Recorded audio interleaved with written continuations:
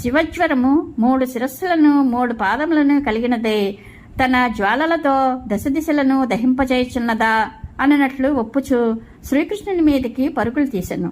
అంతటా శ్రీమన్నారాయణుడు తన వైపు వచ్చుచున్న ఆ శివశక్తిని చూచి దాని మీదకి తన వైష్ణవ జ్వరమును విడిచెను. అప్పుడు ఆ శివ వైష్ణవ శక్తులు పరస్పరము యుద్ధమునకు తలపడెను.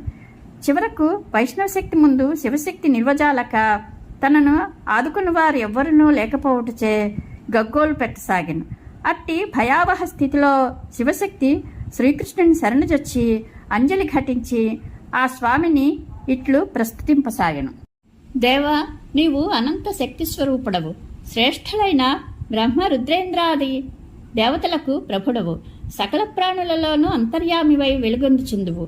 నీవు అద్వితీయుడవు, జ్ఞానస్వరూపుడవు, విశ్వం యొక్క సృష్టి స్థితి లయములకు కారకుడవు, వేదములచే వర్ణింపబడిన పరబ్రహ్మ స్వరూపుడవు, వికారరహితుడవు. స్వామి, ఈ లోకంలో దైవశక్తి అనేక ప్రకారములుగా విలసిల్లుచుండును.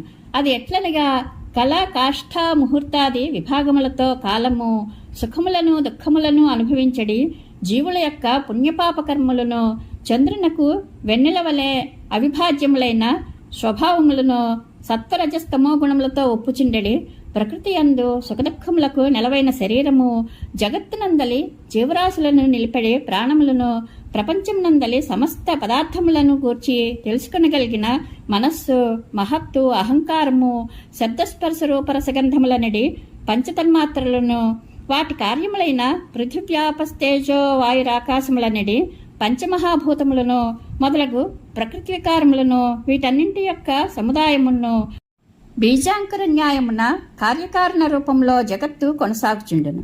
ఇది అంతయును నీ మాయా వైభవమే గాని వాస్తవము కాదు. ఈ మాయను నివర్తింపజేయువాడవును నీవే. అట్టి నిన్ను శరణుజొచ్చెదను. ప్రభు, నీవు నీ లీలా విలాసములతో పెక్క అవతారములను ఎత్తుచుందువు.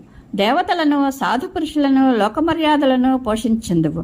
హింసామార్గగాములైన అసురులను సంహరించుచుందువు. నీ ఈ అవతారము భూభారమును తొలగించుట కొరకే. దేవా, నీ మహాతేజస్సు శాంతమైనది, మిగుల తీక్ష్ణమైనది, ఎంతయో దుస్సహమైనది.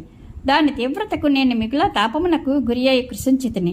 ఇతర దేవతలను ఉపాసించుట యందు ఆసక్తిని వీడి నీ పాదపద్మములను సేవింపవలయనడి నిర్మల బుద్ధి కలుగనంతవరకే సకల ప్రాణులను వివిధములకు తాపముల పాలగుచుందురు. శ్రీకృష్ణ భగవానుడు వచించెను. త్రిశిర, నీ ఎడ నేను ప్రసన్నుడనైతిని. నా వైష్ణవశ్వరము వలన నీకు ఇక భయము లేదు. మన సంవాదము విన్నవారికి నీ వలన కూడా భయము ఉండదు.